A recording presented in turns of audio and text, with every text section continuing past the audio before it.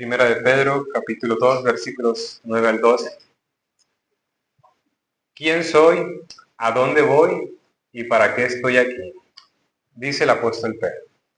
Mas vosotros sois linaje escogido, real sacerdocio, nación santa, pueblo adquirido por Dios para que anunciéis las virtudes de aquel que os llamó de las tinieblas a su luz admirable. Vosotros que en otro tiempo no erais pueblo, pero que ahora sois pueblo de Dios, que en otro tiempo no habíais alcanzado misericordia, pero ahora habéis alcanzado misericordia. Vivid como siervos de Dios. Amados, yo os ruego como extranjeros y peregrinos que os abstengáis de los deseos carnales que batallan contra el alma, manteniendo buena vuestra manera de vivir entre los gentiles, para que lo que murmuran de vosotros como de malhechores, glorifiquen a Dios en el día de la visitación, al considerar vuestras buenas obras. Amén. Bien, hermanos, en estos días he estado pensando y reflexionando acerca de lo difícil que puede llegar a ser responder una pregunta que creo que desde niños nos hemos hecho. ¿Quién soy? Y creo que esta pregunta no es fácil de responder. En ciertos lugares solemos llenar un formulario donde nos piden cierta información personal, como por ejemplo edad, domicilio, estado civil. Y en ocasiones yo me he preguntado si esto define quién soy. Otros días podemos estar abriendo una nueva red social y como es costumbre nos piden información. En ocasiones estas redes sociales nos dan un espacio para escribir acerca de nosotros con una especie de biografía. Eso sí, sin exceder los 150 caracteres que nos permiten. Y yo me pregunto en esos casos, si esos 150 caracteres serían suficientes para describir quién soy. En otro contexto, en medio de una reunión con desconocidos, puede ser que alguien se nos acerque y nos pregunte, ¿a qué te dedicas? Y podemos llegar a sentir que la respuesta que daremos tiene que resumir de alguna manera lo esencial de quiénes somos. Eso por mencionar algunas situaciones, sabemos que existen muchas más. Pero quiero que notemos algo, que ninguno de esos espacios donde llenamos formularios o hablamos acerca de nosotros, pues creo que en verdad no es suficiente para hablar o definir quiénes somos verdaderamente. En caso particular de nosotros como creyentes, ningún formulario tiene una especie de casilla, apartado, pregunta, donde dice, ¿sigues al Señor Jesús? Porque como creyentes creo que esto es lo que más debería definirnos, si no es que todo. Y tal vez sea en el fondo porque sabemos que dar esta respuesta a veces nos puede costar el estatus social, nos puede costar, si en el caso de estar en reclutamiento y selección y contratación de personas, nos puede costar el trabajo o algún ascenso dentro del mismo contexto laboral. Sabemos que decir soy cristiano no siempre genera aceptación, sino que estamos más cerca del rechazo, de la burla o simplemente ser invisibles una vez que decimos ser cristianos. En ocasiones decir soy cristiano puede generar sonrisas incómodas de otros, puede generar desprecio, o como he dicho, vamos a cambiar de tema, y etiquetados como marginados, o etiquetados de una manera más agresiva con, el cristiano, mente cerrada, ¿verdad? O ser anticuados. Y si esto pasa hoy, y yo sé que sí, pero esto comparado con lo que voy a decir a continuación, el contexto del pasaje, esto está matizado de manera muy suave, pasa relativamente, está muy suavizado con la mayoría de los casos, por lo menos en esa parte del occidente donde ciertamente hay aceptación para los religiosos como nosotros, pero no tanto. Sin embargo, en el caso de los primeros lectores de esta carta, de la carta de Pedro, del pasaje que acabamos de leer, ellos conocían esta pregunta mejor que nosotros. Se la hacían de manera más profunda. y sufrieron o experimentaron el rechazo, como seguramente nunca nosotros lo vamos, o la mayoría de nosotros no lo vamos a experimentar.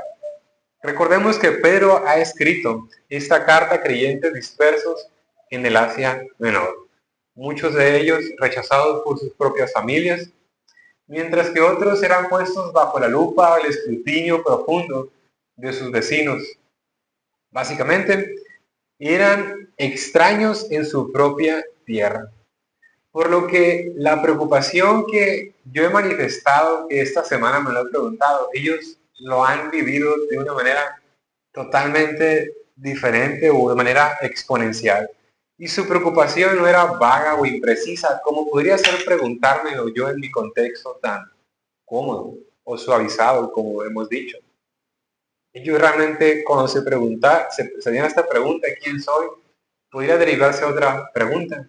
¿Quiénes somos ahora que seguimos a Cristo en un mundo que ya no nos reconoce como uno de los suyos? El estatus ha cambiado. Los intereses han cambiado. Las costumbres han cambiado. Y así como han aceptado esta nueva ideología, este nuevo sistema de creencias, su cosmovisión ha cambiado. Por consecuencia se entiende que han tenido que rechazar otro sistema de creencias, de cultura, de costumbres. Y pareciera que de manera automática esto los constituye como enemigos de su propia familia, de su propia tierra, o enemigos consigo mismos, porque tienen que abandonar ciertas tradiciones. Ahora, esta pregunta no ha desaparecido en 2000 años, sino lo contrario. Porque aunque no estamos en el mismo contexto, sí hay ciertos rechazos, como hemos dicho. De hecho, solamente 200 años después de Cristo, una joven de Cartago llamada Perpetua la enfrentó de una forma que esto solamente, si era un pequeño hoyo, estar pensando en esto, pues abrió un socavón cuando leo acerca de esta historia de este joven Perpetua. Y realmente me ha maravillado la forma de cómo ella responde a esta pregunta. Ella fue encarcelada por sus creencias, pero su padre no le abandonó, sino que continuamente iba a visitarla para rogarle, para pedirle, para implorarle que reconsiderara su nueva identidad y la abandonara por asumir cualquier otra identidad menos la de ser cristiana. Pero ella no abandonó su fe. Ella estaba segura de su nueva identidad en Cristo. Y antes de continuar la resolución de esta historia, primero vamos a meditar más acerca de nuestro texto, para que llegada la hora podamos sacar un mejor provecho, obtener mejores beneficios de este ejemplo y otros que vamos a dar más tarde. Este pasaje, hermanos, seguramente esa joven lo estuvo meditando, porque resume o explica muy bien o ejemplifica la esencia de lo que Pedro nos dice aquí. En este pasaje yo encuentro tres cosas importantes. ¿Quién soy? O bien, no solamente es quién soy, hermanos, sino que responde quiénes somos. Y el Evangelio, que si bien es de manera particular, personal, de manera individual debo responder, inmediatamente se me coloca dentro de una comunidad. Así que no me voy a limitar a responder quién soy, porque Pedro no se limita a responder quién soy, sino que dice quiénes somos, a dónde voy, no, a dónde vamos y para qué estamos aquí. El primer punto es donde voy a tomar más tiempo, que sería, bueno, en los versículos de 9 al 10, Pedro nos dice, recuerden quiénes son. Y veamos que Pedro no inicia dándonos un mandamiento, sino que Pedro empieza con una declaración asombrosa, muy rica y vasta. Dice en estos versículos 9, mas vosotros sois linaje escogido, real sacerdocio, nación santa, pueblo adquirido por Dios. Así que antes de que Pedro nos diga qué hacer, primero él quiere recordar a sus lectores, y por supuesto a la iglesia de hoy, la iglesia contemporánea. ¿Quiénes somos nosotros en Cristo? Y eso es una manera recurrente como la Escritura trabaja acerca de la doctrina o lo que nos enseña. Primeramente se nos habla de una identidad y después de una conducta. Primeramente nos habla acerca de la gracia, que es la misma que nos va a capacitar para poder obedecer y querer obedecer de manera voluntaria y esforzarnos hasta las últimas consecuencias. Pero primeramente es necesario saber de nuestra identidad para hacer. Primeramente necesitamos degustar de esa preciosa y vasta gracia para ser aptos y obedecer. Si invertimos el orden, vamos a terminar querernos portar bien para recibir la gracia. Entonces, si se genera este tipo de deuda, porque ya he hecho, entonces me debes, ya no es gracia. Primeramente, el apóstol Pedro dice, linaje escogido. Y aquí quiero preguntarle, mis queridos oyentes, mis queridos hermanos, ¿se ha sentido alguna vez rechazado, dejado fuera, que no es tomado en cuenta en algún contexto, ya sea familiar, escuela, el trabajo o cualquier ámbito social? Porque sabemos que el mundo tiene una manera muy sofisticada, muy bien trabajada y eficiente para hacernos sentir que no valemos. Ahora, esto no es propio de creyentes, pero sabemos que casi seguro que los creyentes están marginados, ¿verdad? Y no solamente que no valemos, sino que como que somos sobras, somos sobras. Entonces, Pedro contesta, responde de una manera que puede ayudar a aliviar esta herida que puede generar nuestro mundo hostil para con nosotros. Él dice que hemos sido escogidos.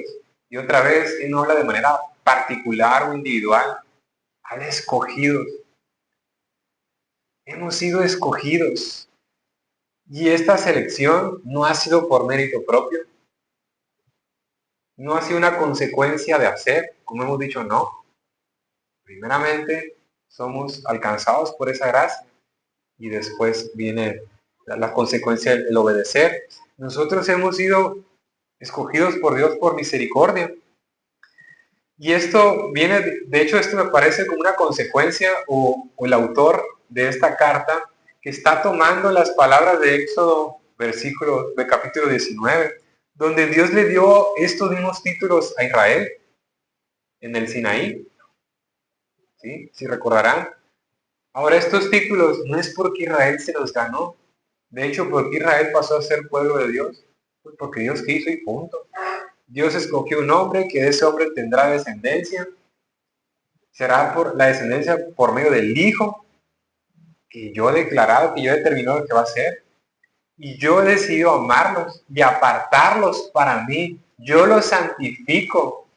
Y eso mismo que Dios ha hecho con Israel lo hace ahora con su pueblo espiritual. Éxodo 19, versículos 5 al 6 dice, ahora pues, si diereis oído a mi voz y guardareis mi pacto, vosotros seréis mi especial tesoro sobre todos los pueblos, porque mía es toda la tierra, y vosotros me seréis un reino de sacerdotes y gente santa.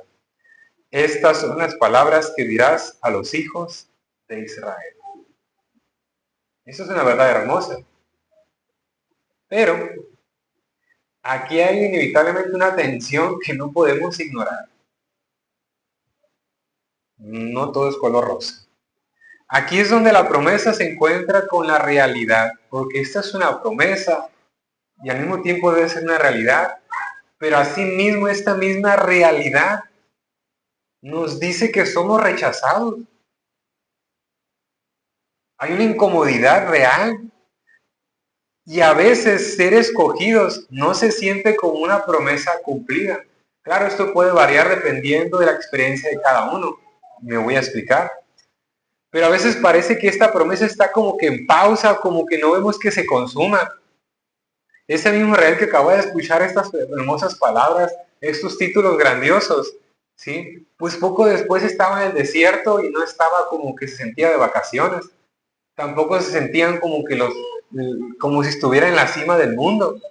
De hecho, ellos llegaron no solamente a preguntarse si Dios les había olvidado. De hecho, ni siquiera se preguntaron, ellos murmuraron, se quejaron y quisieron quitar a Moisés. Hicieron cosas que no corresponden a este pueblo escogido. De hecho, ellos olvidaron por completo que era un especial tesoro para Dios, porque ellos perdieron la ilusión, ellos no estaban creyéndole a Dios. Pero aún así Dios no falló.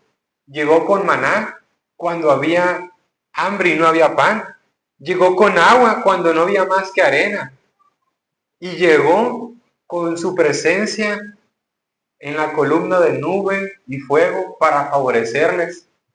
La nube cuando era necesaria la nube y el fuego cuando era necesario el fuego. El día y la noche, el frío y el calor, para aliviar todas esas necesidades.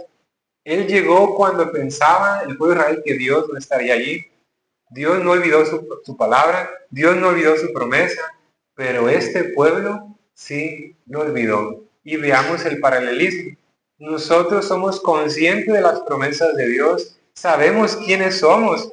Pedro únicamente está recordando estas palabras, lo que ya sabían ellos, no está dando doctrina nueva. Lo mismo que el predicador hoy hace con usted, no le habla doctrina nueva, le recuerda que aunque usted sienta que Dios ha fallado, que Dios no cumplirá su promesa o teme que eso sea solamente una ilusión y que no se cumplirá, bueno, tenemos ejemplo de que Dios sí ha estado ahí.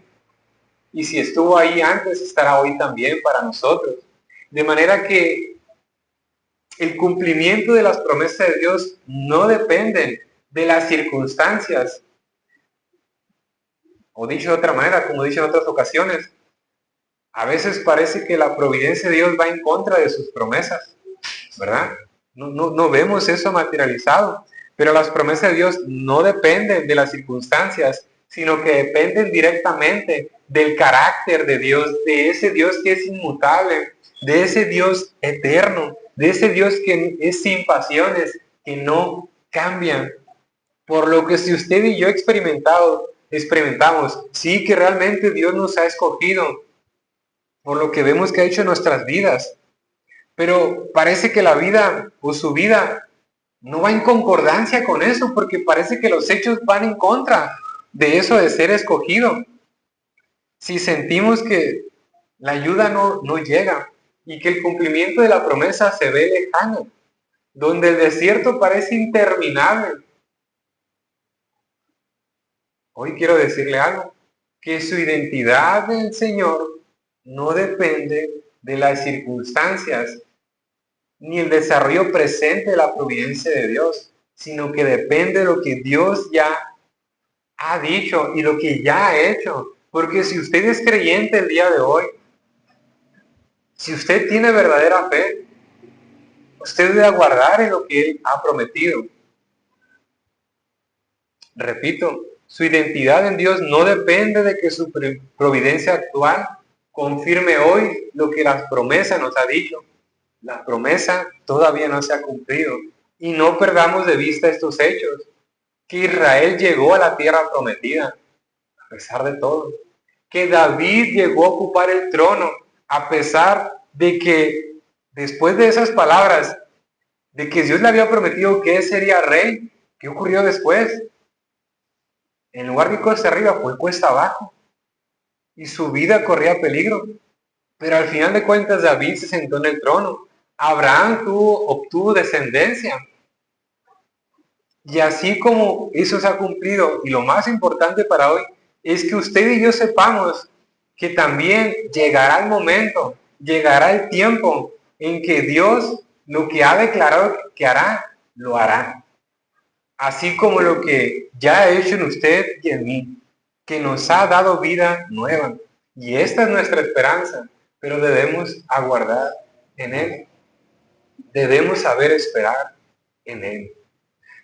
Siguiente título. El apóstol Pedro dice, real sacerdocio. Esto es algo que necesitamos meditar con calma y quizás es una de mis partes favoritas de este sermón, si me permiten expresarlo así. Porque sé que en ocasiones, hermanos, yo soy consciente de eso y también he caído antes en ese pensamiento. ¿sí? Sé que creemos que hay creyentes de primera categoría y de segunda categoría. Creyentes de primera clase y de segunda clase.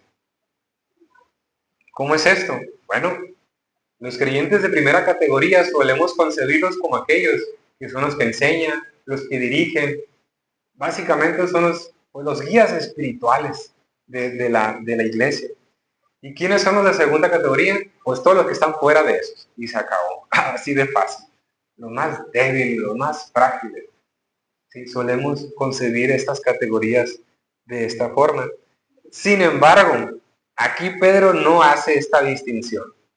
Él dice que todos los creyentes, si usted es verdadero creyente, usted entonces por consecuencia también es real sacerdocio.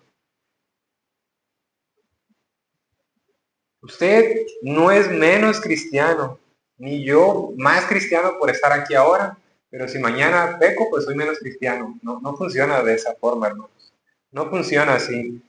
Y Pedro no nos está explicando. Pablo también lo explica con otra imagen en 1 Corintios 12, cuando habla de que la iglesia es un cuerpo. Y aunque no todos somos ojos, ni pies, ni manos, ¿sí? Ningún miembro puede decir a otro, yo no te necesito. Yo no te necesito, no puede decir la mano al pie, ni el pie al ojo, ni el ojo a la nariz. Eso no funciona así. El pie no vale menos porque la mano porque hace un trabajo diferente, distinto que la mano. Eso no funciona así. Yo no valgo más porque ahora estoy aquí. No funciona de esa forma. Y si el día de mañana no estoy aquí, pues tampoco voy a valer menos. No es eso, hermanos. No es así esto. Y de verdad quiero detenerme en esto porque sé que en algunos de ustedes tienen esta idea. Yo sé, porque yo también la tuve. Pero déjeme decirle que si usted logra liberarse de esa forma de pensar, se va a liberar de muchas cosas. De verdad, se va a liberar de muchas cosas. Y va a ser muy útil para servirnos a cada uno de nosotros. De verdad, créalo así. De hecho, el apóstol Pablo más adelante nos dice que Dios escogió de manera deliberada a los débiles, a los más despreciados, a lo que el mundo no considera gran cosa o considera como que las sobritas. ¿Sí? ¿Por qué hizo esto Dios? Dice 1 Corintios 1, 26 al 29. Pues mirad, hermanos, vuestra vocación, que no sois muchos sabios según la carne, ni muchos poderosos, ni muchos nobles, sino que lo necio del mundo escogió Dios para avergonzar a los sabios, y lo débil del mundo escogió Dios para avergonzar a lo fuerte, y lo vil del mundo y lo menospreciado escogió Dios, y lo que no es, para deshacer lo que es, a fin de que nadie se jacte en su presencia. ¿Por qué hizo esto así Dios? Para que nadie presuma de nada. Yo no puedo pararme aquí frente a ustedes y comenzar a alardear. Para empezar, ustedes han sabido mi desarrollo. Si eso ocurre, acuérdate, hermano, cómo era antes. Predicabas bien feo, no te entendía nada, pero por amor ahí estaba. Pues la verdad tuvieron que aguantarse, ¿verdad? Muchas enseñanzas que está diciendo. Pero ahora no me quiero captar, ¿verdad? Pero vemos que hay una maduración, un desarrollo, no solamente estar aquí púlpito, sino estar debajo, ¿verdad? Y yo también me he beneficiado de ustedes, hermanos. Yo no lo digo a la ligera. Yo realmente me he beneficiado de ustedes. A veces no solamente con su compañía de palabras, sino también con su ejemplo. Aún en momentos difíciles, aún en las circunstancias donde usted ha sido el responsable de tomar malas decisiones, ha sido ejemplo para mí. Y creo que así debe de ser. Y esto significa algo hermoso, porque si nos sentimos como ordinarios, que lo somos, si usted se siente así, qué bueno, hermano, está donde debe estar, porque Dios ya lo ha dicho, que ha tomado lo ordinario. ¿De qué me preocupo? ¿De qué me voy a preocupar? Personalmente haces una práctica que me ayuda y con Pastor Misael pues hemos bromeado, pues es lo que hay. Mano, quisiera predicar mejor, pues es lo que hay, ni modo. No hay más. Si mañana hay más, qué bueno. Si no, pues es lo que hay. Ay, quisiera que el pastor fuera, es lo que hay, hermano. Quiéralo, ámelo, inviértale tiempo, amor y oración, y quizás después va a haber algo mejor, y yo estoy seguro de que sí, lo hemos visto. O si el pastor ve a veces, o uno cuando expone, ay, estas ovejas, estos hermanos no hacen caso, pues es lo que hay. Hay que seguir trabajando y esperar. O usted con sus hijos, pues es lo que hay. Hijos con sus papás, es lo que hay. ¿Sí? Perdón, hermano, estoy luchando con esta mosca, es lo que hay. Tengan paciencia. Bueno, ¿cómo se reflejó esto en la historia? Esta teología que vemos aquí, el apóstol Pablo, el apóstol Pedro. En 1520 un monje, quizás lo ha escuchado llamar, se llamaba Martín Lutero, no lo sé, quizás lo escuchó antes. Bueno, él escribió un tratado que sacudió pues prácticamente media Europa. Ese tratado se basó precisamente en este texto. Y él básicamente argumentó, o parte de sus postulados, y de los más importantes era este, que todo creyente tiene acceso directo a Dios. No solamente el sacerdote ordenado o el sistema obispado de obispos que tenían. No, es necesario, como ustedes lo plantean, ¿sí? Que es necesario un intermediario humano. Cada creyente es real sacerdocio.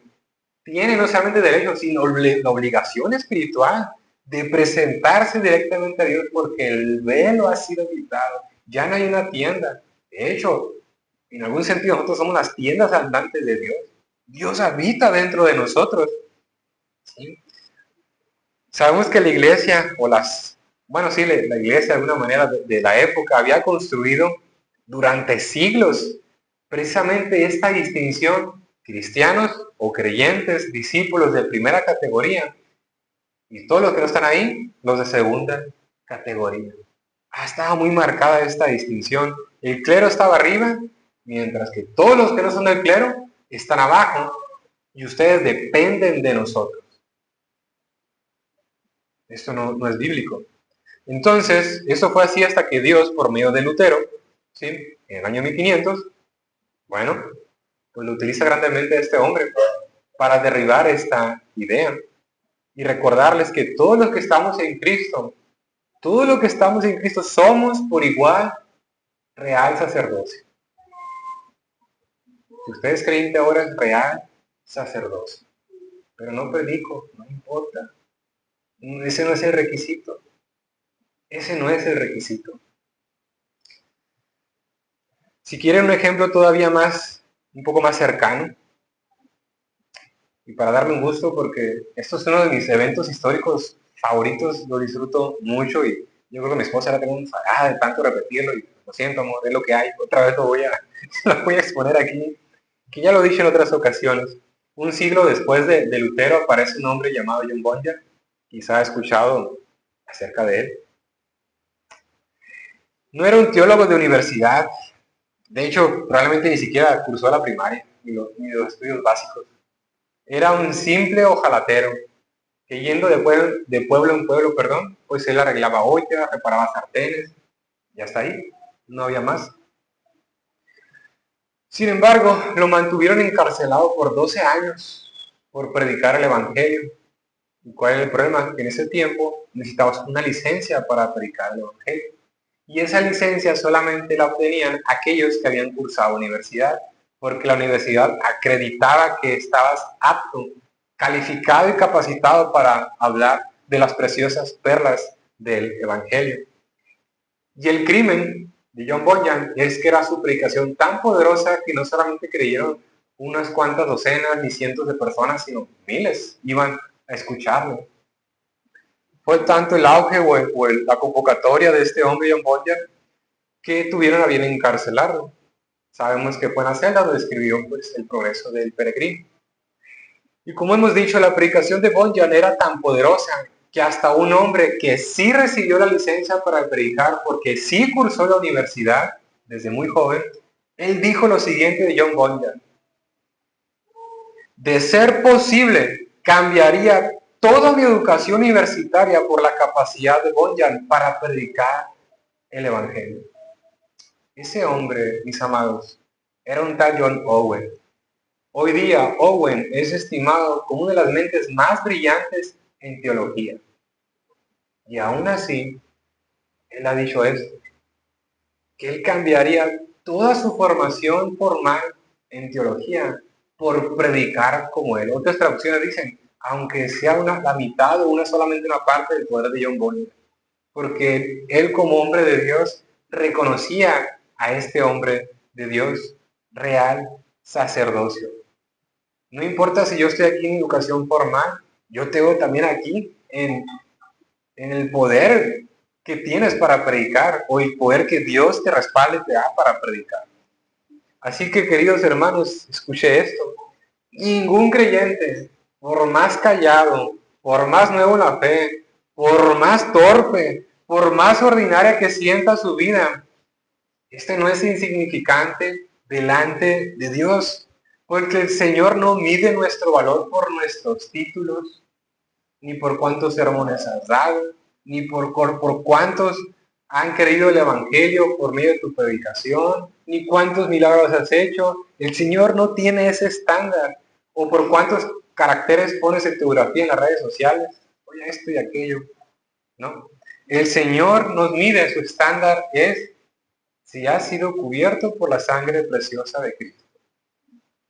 Si has sido redimido por la obra del Señor Jesús. Si es así, todos somos iguales. Todos somos sacerdocio santo y real. También dice el apóstol Pedro, nación santa, pueblo adquirido. Pertenecemos a Dios, hermanos. Hemos sido apartados, santificados, para vivir de una manera que ya no pertenece a la antigua vida.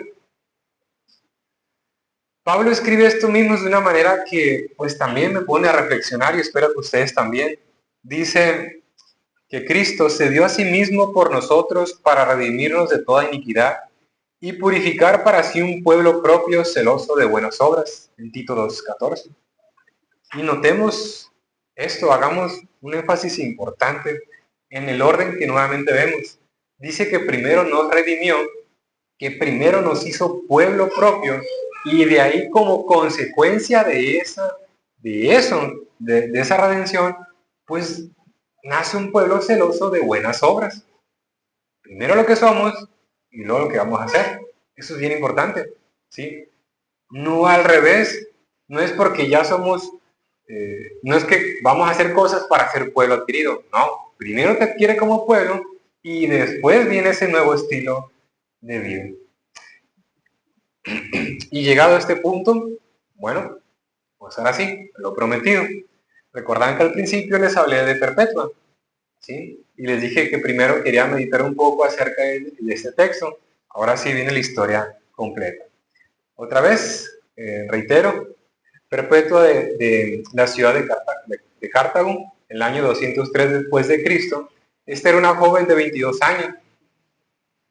Ella era madre de un bebé recién nacido, poseía la ciudadanía romana, y quizá lo que más destacaba de esta joven mujer, aparte de ser creyente, un poquito abajo de eso, es que pertenecía a una familia noble, es decir, pues gozaba de un estatus social.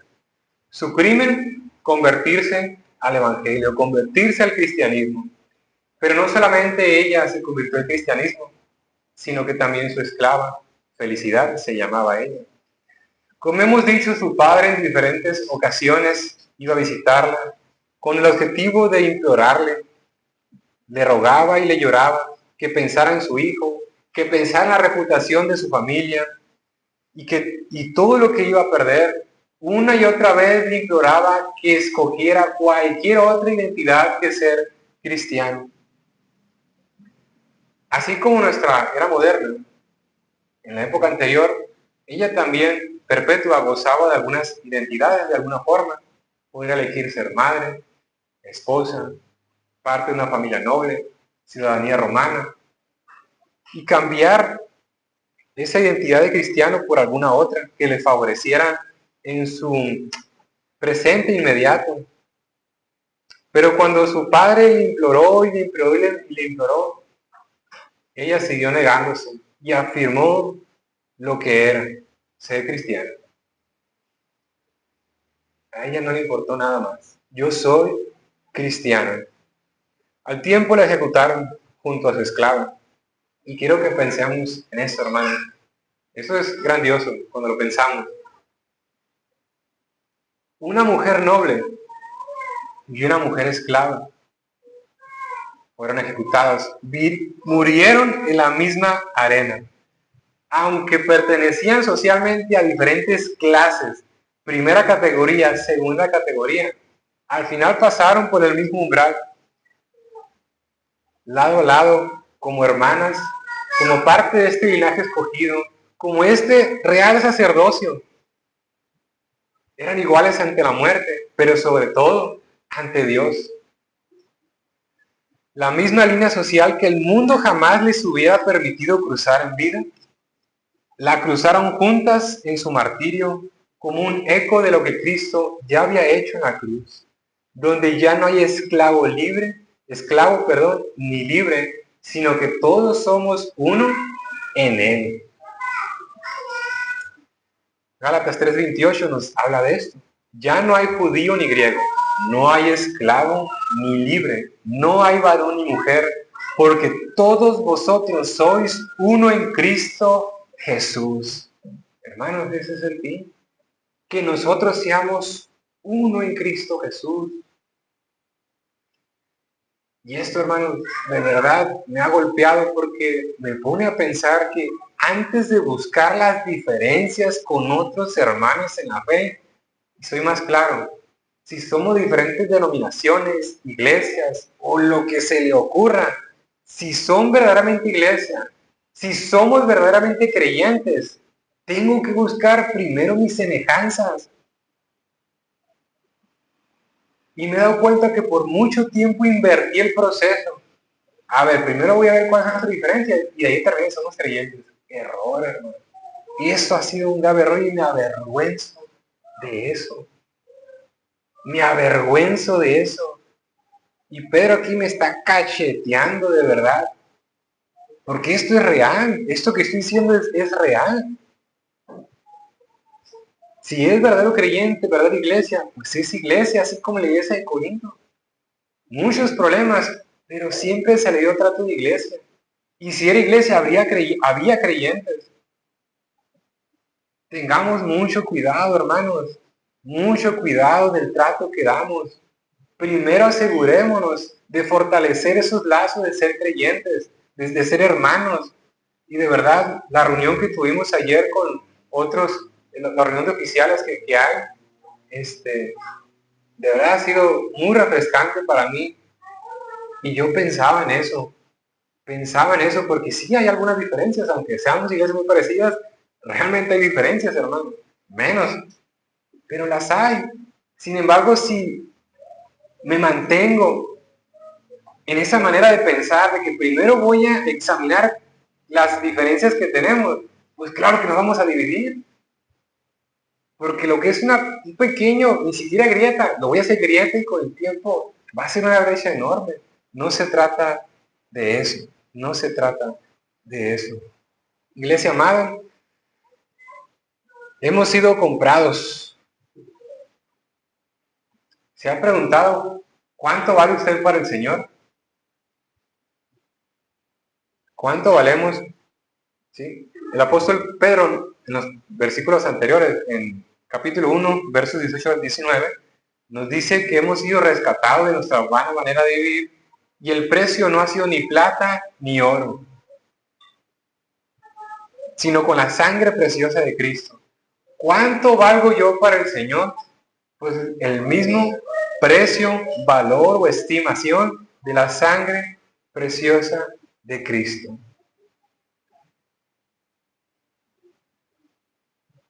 ¿Por qué voy a rechazar a alguien donde Dios ha pagado un precio que es la sangre preciosa de Cristo? Tengamos cuidado. Ahora, Pedro no se detiene en declarar quiénes somos. También nos dice para qué. Para que anunciéis las virtudes de aquel que os llamó de las tinieblas a su luz admirable.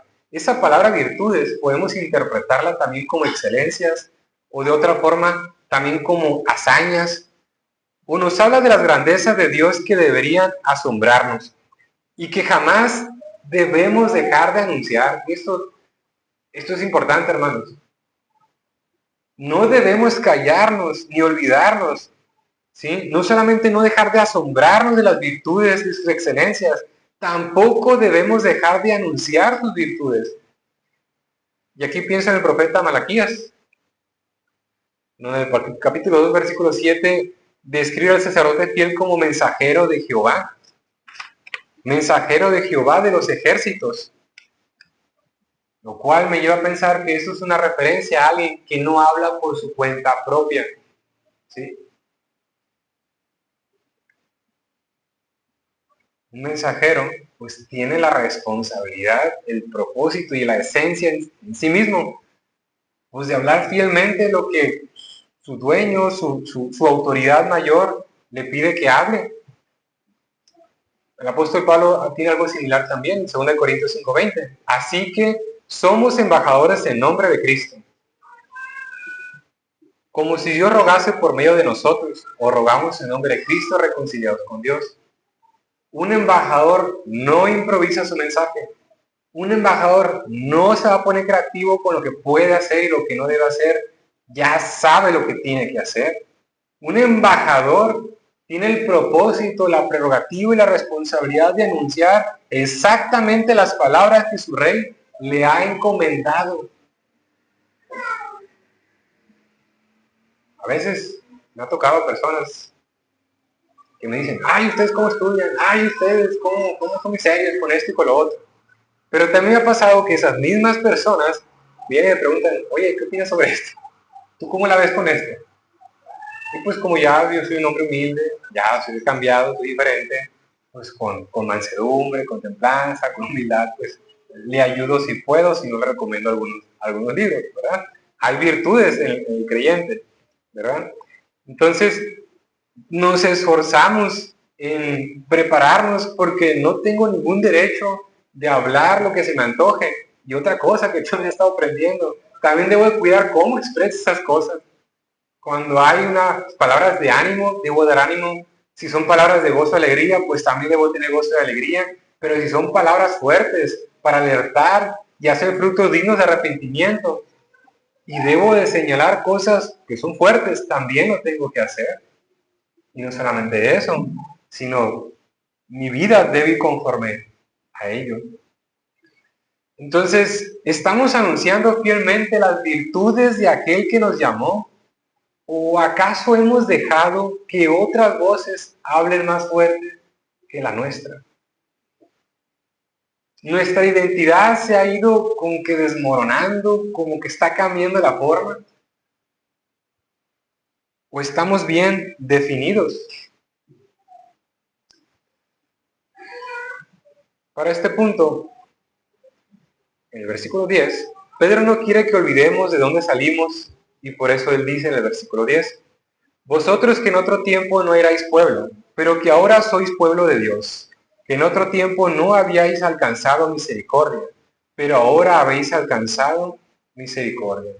Creo que esto es una extensión o un eco de las palabras dichas en Oseas. Y fíjese, no dice que éramos un mal pueblo, no está diciendo eso. Dice que no erais pueblo, que no éramos pueblo. Punto, eso está muy claro.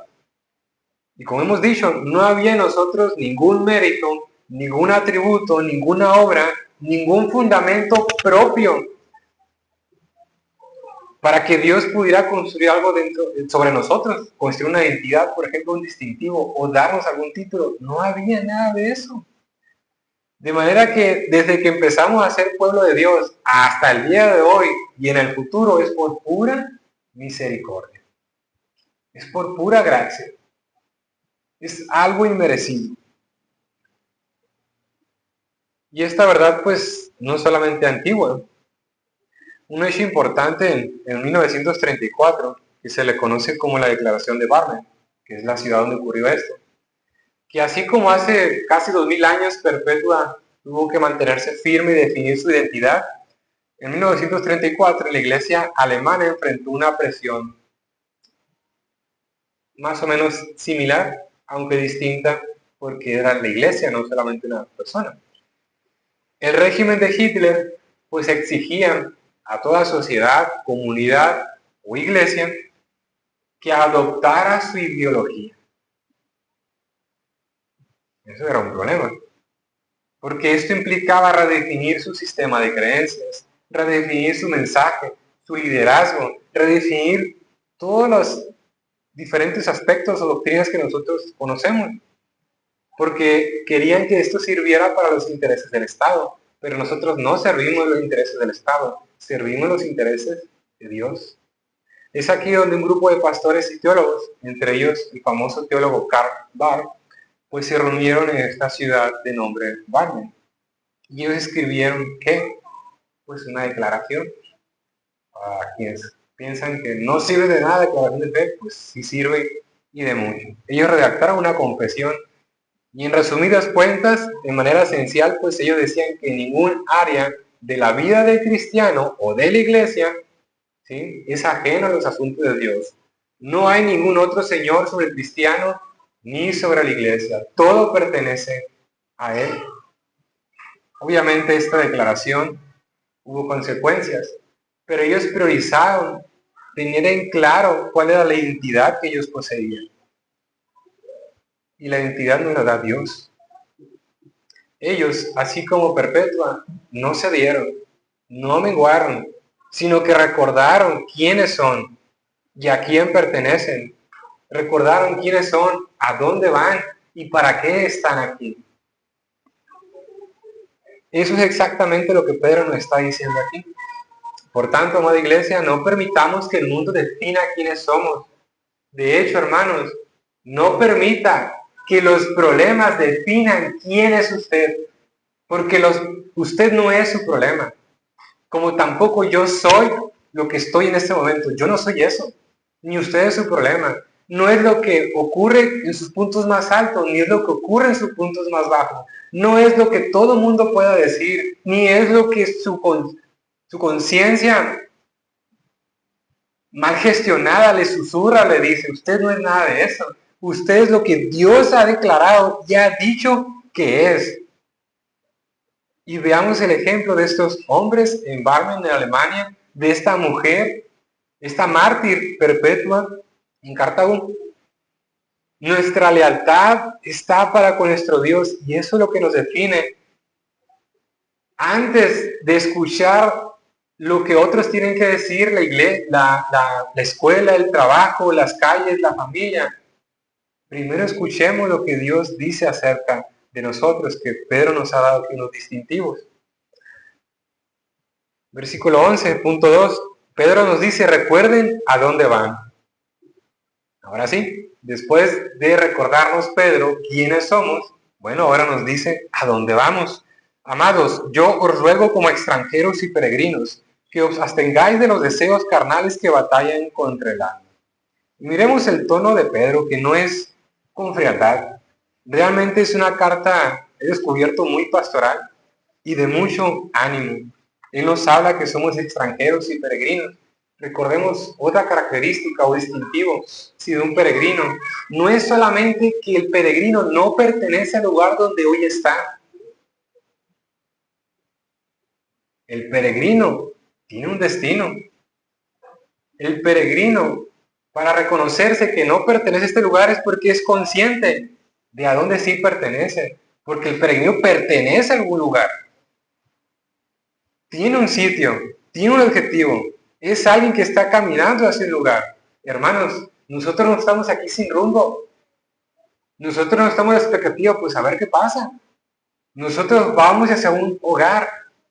Y nuestro verdadero hogar es Cristo Jesús. Nos dirigimos a Cristo. Pero durante este peregrinaje, como dice el apóstol Pedro, hay batallas, hay luchas, hay una guerra real dentro de nosotros. Porque el enemigo no es pasivo, sino que batalla activamente contra el alma porque quiere desviarnos.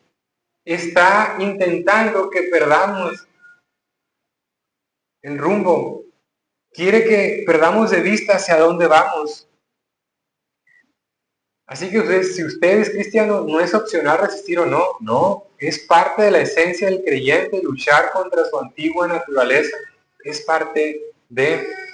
Pensemos en alguien que viaja temporalmente a otro país. Esa persona no va a organizar su vida alrededor de ese lugar que sabe que está temporalmente, porque sabe que va a regresar a casa. De la misma manera, los peregrinos espirituales, nosotros cristianos, participamos en este mundo de manera responsable, pero nunca olvidamos que no somos de este mundo, que la ciudad definitiva está en los cielos con nuestro Señor. Hermano, ¿se ha sentido alguna vez extraño en este mundo? Como que no termina de encajar del todo. Quiero decirles ahora, desde mis entrañas, esas son buenas noticias. Y esas son buenas noticias completamente normal si usted es cristiano. Eso no es una señal de que usted o yo estamos mal. Es una buena señal de que estamos bien, que no somos de este lugar, que pertenecemos a este reino. Malas noticias para quien se cree ser cristiano, pero se siente cómodo en este lugar. Ahí yo sí me preocuparía. Y punto 3.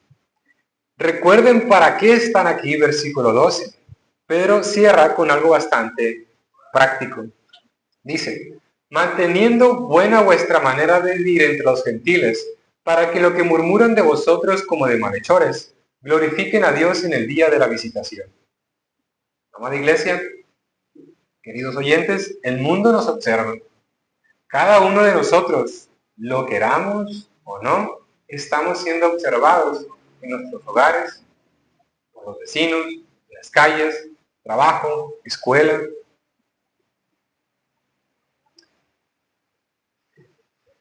Y cuando observan que somos diferentes y no les gustan, bueno, hay rechazo. Ahora, la respuesta cristiana ante tal hostilidad, ¿cuál debería de ser? Ante quienes nos rechazan y tienden a malinterpretar nuestras buenas obras, no debemos responder de manera airada. La manera que debemos responder de acuerdo al texto es con la santidad, con obras piadosas. Esa es la manera que debemos responder, de manera santificada. Porque Dios va a usar ese testimonio con poder, créalo así. Dios va a usar su testimonio con poder en su vida conforme más congruente, más consistente y de manera más sostenida. Si se mantenga en esa santidad, en esa vida piadosa, Dios va a tener a bien atraer a otros, de alguna manera u otra les va a hablar a sus vidas. Otra ilustración, pensemos que en alguien también que viaja al extranjero, lo quiera o no es un representante de ese país, y el día que se equivoque o haga algo maleducado, que no es conforme pues lo que es aceptado, no solamente van a decir que maleducado, no, van a decir ese mexicano, italiano y argentino, los que vienen de allá, todo el país ha de ser así, todos son así, las personas tienden a generalizar. Por eso creo que nosotros debemos entender que las palabras de Pedro, la intención es que veamos esto con el mismo peso de lo que acabo de demostrar. Cada decisión, palabra o acción que ejecutemos aquí en la tierra es una representación de alguna forma del reino al cual ya pertenecemos. Así que seamos cuidadosos. Para añadir más peso a este punto, quiero citar unas cuantas palabras de un cristiano anónimo del siglo II. Estas palabras se extraen de, como he dicho, es anónimo, no se sabe, pero es la famosa carta o epístola a Diogneto. Y este autor anónimo describe cómo vivían los primeros creyentes. Él dice lo siguiente, hablando acerca de estos cristianos. Habitan en sus propias patrias, pero como forasteros. Participan de todo como ciudadanos y todo lo soportan como extranjeros. Toda tierra extraña es patria para ellos y toda patria les es extraña. Eso, mis amados hermanos, eso que acabamos de escuchar, esa es nuestra vocación desde nuestras trincheras. Casa, trabajo, o cualquier rincón de la tierra. Y para finalizar, como conclusión, recapitulemos lo dicho. ¿Quién soy? No. ¿Quiénes somos? El pueblo escogido por Dios. ¿A dónde voy? No. ¿A dónde vamos? Bueno, como peregrinos hacia mi verdadero hogar, hacia mi Señor Jesucristo. ¿Y para qué estamos aquí? Para proclamar y para exhibir con la boca y la vida entera las excelencias de aquel que nos llamó de las tinieblas a su luz admirable. Nadie que recibe una nueva ciudadanía es para guardarla en un cajón. Lo primero que va a hacer pues es portarla con orgullo. A propósito del Mundial, sabemos que hay un colombiano, o que no lo sepa, hay un colombiano representando a México. Él vino de los 17 años, se formó aquí no solamente como jugador, sino como persona, hizo familia, su familia es mexicana, y él porta con orgullo los colores, y a diferencia de muchos otros jugadores mexicanos que no pudieron representar a su país porque no tienen la calidad para representarlos, él sí tuvo la oportunidad de representar a Colombia, y a diferencia de otras ocasiones donde Colombia no es un país fuerte, ahora sí es una selección fuerte, pero él rechazó representar a Colombia porque él siente que este es su país. Y es de los pocos futbolistas que realmente, ¿sí?, fue una decisión muy honesta, vamos a decir, desde las entrañas, se ve muy sincero esa parte. Auténticamente él quiso representar a México, no porque quería jugar un mundial, o no solamente por eso. Como he dicho, a diferencia de otros jugadores, como no tienen opción de ir al mundial, pues van con México, ¿verdad? Aquí parece que es así. Veamos cómo él lo hace con orgullo, con ese verdaderamente deseo de representar. Él no oculta nada de eso. Hermanos, ¿por qué vamos a ocultar nuestra ciudadanía? Lo que implica no ocultarla es no solamente venir a la iglesia, sino esparcir las virtudes de aquel, anunciarlas y modelar todo aquello que hemos recibido. Es un Dios de amor. Yo también debo manifestarme a otros con amor, con gracia, con paciencia. Debo añadir virtud a mi vida para que si Dios quiere utilizar ese testimonio, lo haga poderosamente para atraer a otros. Seamos mensajeros vivos de Él. No desmayemos, iglesia amada. Yo sé que a lo mejor esta semana o la pasada ha sido difícil soportar la presión, las diferentes tensiones que el mundo es hostil con nosotros o la familia. Pero quiero que afirmemos nuestro corazón y llevemos esta palabra sólida para nosotros, que no dependemos de que el mundo nos entienda, no dependemos de la aceptación del mundo, no dependemos de la aprobación de nadie, de ninguna persona de este mundo. Dependemos de lo que Dios ha declarado a nosotros. Somos cristianos, no somos de este mundo, y nos aguarda una hermosa morada con Él en el reino celestial. Si Perpetua pudo sostenerse en esas identidades hasta la muerte, si John Bunyan pudo ser fiel a su llamada aún en la cárcel, si la iglesia en Alemania pudo mantener intacta y bien definida su identidad para el Señor, nosotros también podemos soportar las pruebas en Cristo, porque el mismo poder que fue suministrado para ellos está al alcance de nosotros también. De manera que cuando las cosas se vuelvan difíciles, no desmayemos, amada iglesia. Pertenecemos a Dios, vivimos para Dios y un día estaremos con Él para siempre. Amén. Oremos. Padre,